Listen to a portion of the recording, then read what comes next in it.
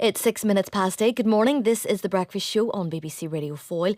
A solicitor representing some of the families of those killed or wounded on Bloody Sunday says he hopes all of the claims for compensation against the Ministry of Defence can be resolved in the coming days.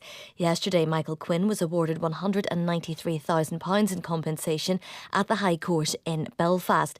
He was 17 when he was shot in the face by a soldier on Bloody Sunday.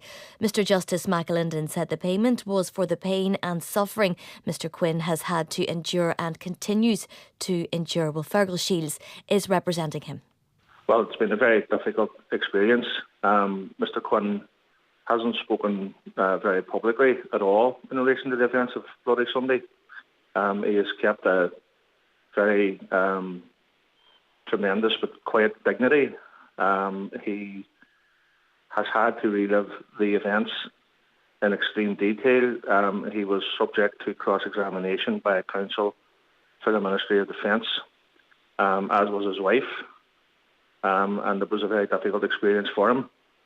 The judge noted in his judgment that he had to rise for a while in order to allow Mr Quinn to compose himself after he became quite emotional.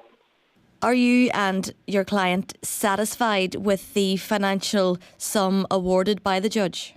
Well, as indicated yesterday to the court, Mr Quinn's overwhelming reaction here is one of relief that the proceedings are at an end. I don't think any amount of financial compensation will ever relieve him of the physical and mental scars that he carries with him every day since 1972. In terms of the remaining cases, has this financial settlement, has it set a precedent? Well, obviously the judgment that was given relates only to the action brought by Mr Quinn. However, I believe it does give important guidance to the legal principles that the judge is likely to apply to the other remaining cases. There were 2 other cases listed for hearing this week, which have now been adjourned into next week.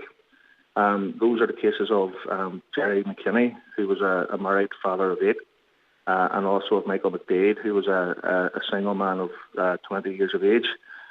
What we would really hope is that this judgment will act as a catalyst to provoke some meaningful negotiations now aimed at reaching a sensible resolution of the remaining actions.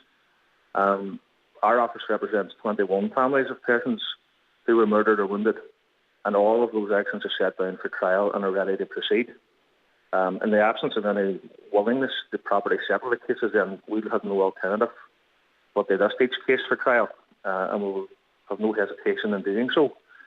So I would hope that over the next few days there will be a proper attempt at resolving these cases so that no one else has to relive the events and give evidence like Mr Quinn did this week. But how, some would ask, can you quantify each individual's loss and what they should receive? The way that loss is quantified is by, first of all, in a case like Mr Quinn's, there were 4 separate awards made which comprised the total figure. The first is a general assessment of the damages, which the judge will consider the medical evidence. There has been, in this particular case, there's been a number of expert medical reports from experts in various different fields, such as plastic surgeons, ear, nose and throat experts. That will result in assessment of general damages, but there was then aggravated damages awarded for injury to feelings sustained by Mr Quinn, and that is arising from the misinformation that was immediately peddled by senior military officers and subsequently by politicians.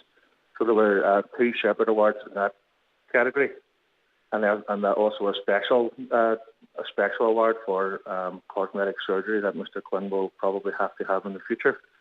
But in terms of other cases such as the deceased, there will also be, in most cases, some financial loss to be taken into account. So experts, forensic accountants will prepare reports on behalf of the deceased, likewise on behalf of the MOD.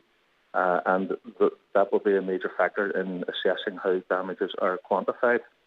Ultimately, you have seen the toll and the impact that a trial of this nature takes on an individual. Is it your hope that the other families would not have to experience similar?